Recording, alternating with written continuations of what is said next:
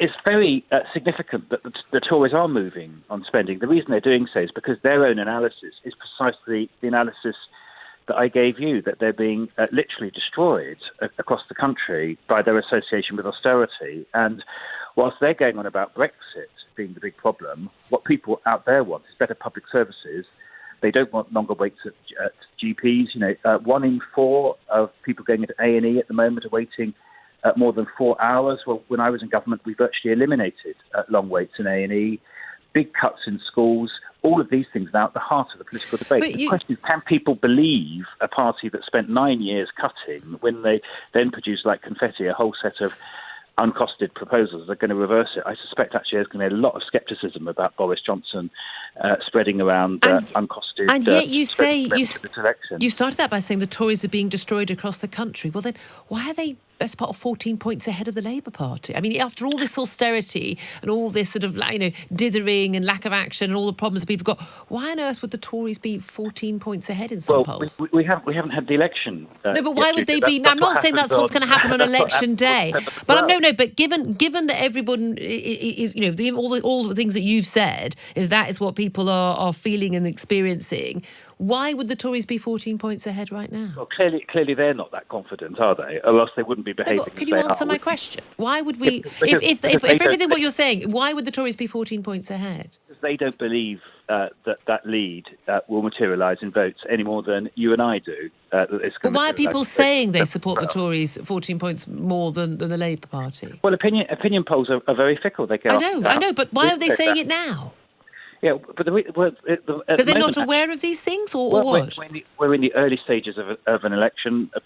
Polls are always all over the place. I wouldn't believe the polls at all at the moment. The big thing that's come out in the early stages of the election, though, is that Boris Johnson is clearly petrified, or else he wouldn't be reversing pretty well all of the Tory plan on the economy for the last 9 years. Okay. I left the Labour Party because I couldn't, in any way, shape, or form, do anything that would essentially say vote for me and get Jeremy Corbyn as the Prime Minister, because I do not believe he is in any way, shape or form fit to hold the highest office of our land. And it's incumbent on every single Labour candidate to search their conscience and decide whether they believe, in good faith, that if they do knock on doors and say vote for me, that it's right that Jeremy Corbyn should become Prime Minister. That certainly wasn't something that I could countenance, and that's why I left. Joe Swinson at our campaign launch yesterday said that there are many MPs that didn't expect to have to leave the Labour Party, didn't want to.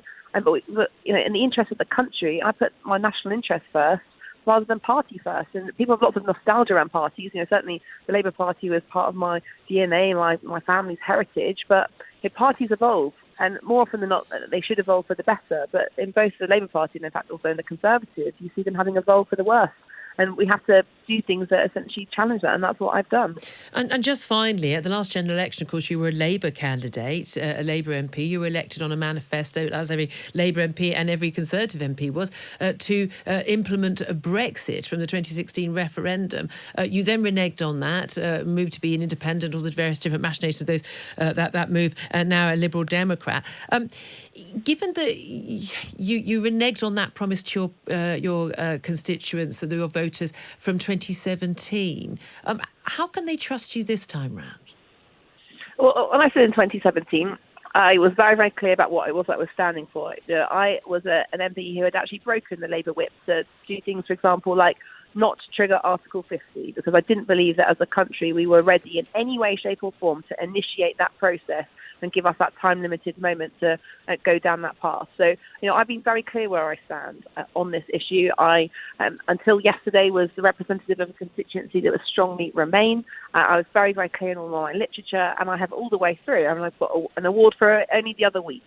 Have been very clear where I stand on the Brexit issue. And now, I feel a lot more comfortable standing for a party that's very clear what its position is. We want to stop Brexit, and we want to stop this process. It does seem that the Tories are really going from a very slow start, given that yours was the party demanding there be an election. It's taken quite a few days for them to get their act together. It's been 7 days since we knew there was going to be an election. Barely heard a single campaign pledge or any information, only getting the launch today. Has something gone horribly wrong at Number 10? No, not at all, actually. This is the right thing to do. After all, bear in mind, thanks to this really awful Six-Term Parliament Act, we have a 6-week election campaign pretty much beginning today, not last week. So, first of all, it's going to be a long haul. this process. 6 weeks is a lot. Well, no, we've got more 5 weeks to go now. It's counting down quickly. Yeah, but the point is that the point that I'm making here is that the government has already put out there very clear indications, for example, on health, on education, on policing. They've talked about how much extra spending, how many extra police, all that sort of stuff is already part of the campaign.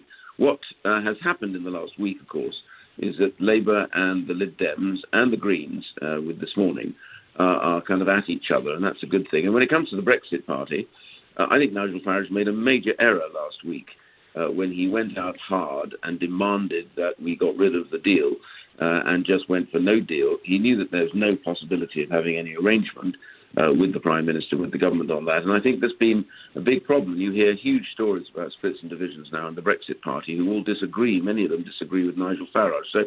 So what we're beginning to see is a little bit of internecine warfare between the other parties. Now is the time to launch the Conservative message about being in government, being focused and actually getting the right issues sorted. Where is he? He's probably 15 feet away from where I'm standing, just at the moment. I've been in to see him during the break. He said he wasn't due to come and talk to us today, although they had said that they would talk to us. I know that number 10 Downing Street watch our show. I know that the spin doctors at number 10 Downing Street had absolutely reassured me via text that when politicians were doing the rounds in the morning, they would be doing this programme. And yet we have an empty chair. Where on earth is he? He is 15 feet away from me, James. You seem to be causing something of a stir. Kay Burley on Sky News has just empty-chaired you, rather cross with you not going on her show. Why not? Well, because we hadn't booked in to go on her show, and I was sitting in this studio preparing to talk to you as I'm now doing, and she said, I want you to come on my show now. And I like to think I'm a pretty decent multitasker, but I cannot physically be in two places at the same time. Well, we're very glad to have you, as you were booked at this time to talk to us. Thank you very much indeed. A lot of front pages about Jacob Rees-Mogg, the leader of the House of Commons, in his comments on another radio station yesterday, talking about the Grenfell Tower fire, in which he said, if the host, if they'd been in the tower at the time, they would have might have ignored the advice from the fire brigade to stay put, obviously already criticised by the phase one of the inquiry. But he said, if you just ignore what you're told and leave, you are so much safer. I think if either of us were in a fire, whatever the fire brigade said, we would leave the burning building. It just seems the common sense thing to do. He's been roundly criticised for this. He's also apologised himself. He says if he upset people at Grenfell, if he was unclear in his comments. Then Andrew Bridgen, another Tory MP, went on to a radio station to defend him. He got criticised. He's now had to apologise for giving his apology. This is what people are talking about. This is what people are talking about online. This is what people are going to talk about in the pub, rather than talking about the costings of and criticism of any particular Labour Party policy. I mean, the tragedy at Grenfell is something that none of us can, I think, really yet fully comprehend. And the report that came out, a really, really important piece of work, and it does demand and I think rightly so, very, very careful consideration. And when we talk about these things, we have to be very, very thoughtful and very, very careful in what we say and the language that we use. Both Jacob and Andrew got it wrong. They recognised that they got it wrong. They recognised that what they said caused real hurt and offence, and they both apologised unreservedly. And I think that is absolutely the right thing for them to have done. I can ask you, who are you going to be campaigning? Which party? Maybe if you could not name the constituency, it'd be helpful for Ofcom reasons, but which party are you planning to campaign for at this general election? I'm afraid I'm not campaigning for anybody. I'm leaving politics, leaving the party system. And I'm going to be voting, but I'll vote privately. But I'm not campaigning for any of these parties. So you're leaving politics, but you want to be the next London mayor? I want to be somebody doing practical local things. I want to be helping to, above all, deal with people suffering terribly from violent crime in London. Of course, I mean, the London mayoral election, we've got a long way to go. I mean, it's going to feel like it's 2020 by December the 12th. I've got a funny feeling, but the next mayoral election isn't till then. There's already obviously a Conservative candidate, and obviously the London candidate, Sadiq Khan, the sitting mayor, is obviously going to run again. You say you want to actually deal with things in London. Presumably, you're saying that you think the current London mayor's not doing a good job. What do you make of his term in office so far? Well, I think the key question Julia, for you or anybody who spends time in London, is do you feel safer than you did 4 years ago? Does your commute feel better than it did? And is your housing more affordable? Those are the three things the mayor's in charge of. And I think it's really important in any democracy to make sure that we judge people by results. So I want to try to move away from the way that our party politics in general gets, which is a lot of personality politics, a lot of sound bites, down to relatively practical things. Why is violent crime up 30% this year? Why was it up 30% last year? Again, a lot of people will be finding it a bit strange that you'll be campaigning about, how terrible things are. And again, I don't want to get too London-centric. There'll be a lot of people very concerned about exactly the same issues in many other major cities and towns across the country, and indeed many rural areas as well, with county gang lines and the like with drugs. But after 9 years of a Conservative government, and you were part of that government at the time, Prisons Minister and International Development Secretary, you were an MP for most of that time. Did you raise any concerns when you were in government about these failures? Yes, I mean, you will see speeches that I made in the House of Commons on knife crime, and I was, of course, as you say, the Prisons Minister. And what I learnt from that, we had a very, very bad situation in prisons. Over 5 years, violence had been going up year on year. In fact, it almost tripled over 5 years. So the first thing I had to do at Prisons Minister was commit to bring that violence down, to say that I would resign if I didn't succeed in bringing violence down in prisons. And we did manage to do that within 7 months. And I think that taught me a lesson, which is, of course, it's partly about resources, it's partly about numbers, but a lot of it is about operational management and getting the small details right in communities. How long is a policeman spending in a neighbourhood? How many years are they spending on the beat there?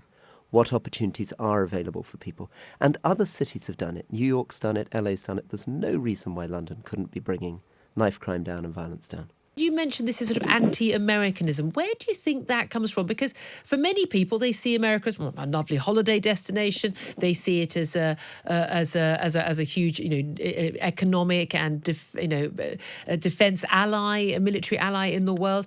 Is this all since Donald Trump became president? Do you think would the same conversations be having and the same claims being made if, say, President Obama was still the head of the country? Absolutely not. I mean, there's such an element of anti-Trumpism in all of this as well. And they've created this image of Trump's America as this completely evil, disgusting, filthy place full of horrible fascists and disgusting food. Complete exaggerations. And now they're kind of marshalling that anti-Americanism and that anti-Trumpism to try and bolster the case for Remain, to try and panic Brexit voters and to try and panic voters in this election to back in Corbyn over Boris. I think it's such a cheap shot. And it really does bring home this sense that, they always boast about being internationalists. Remainers will say we are internationally minded, we want to reach out to the world. But in fact, what they fundamentally are little Europeans. They think the European Union is perfect, has the perfect standards, the perfect approach to everything, and everyone outside of that world is in some way wrong. So I think this is actually a very interesting snapshot of where Remainer thinking is going and how desperate it is becoming.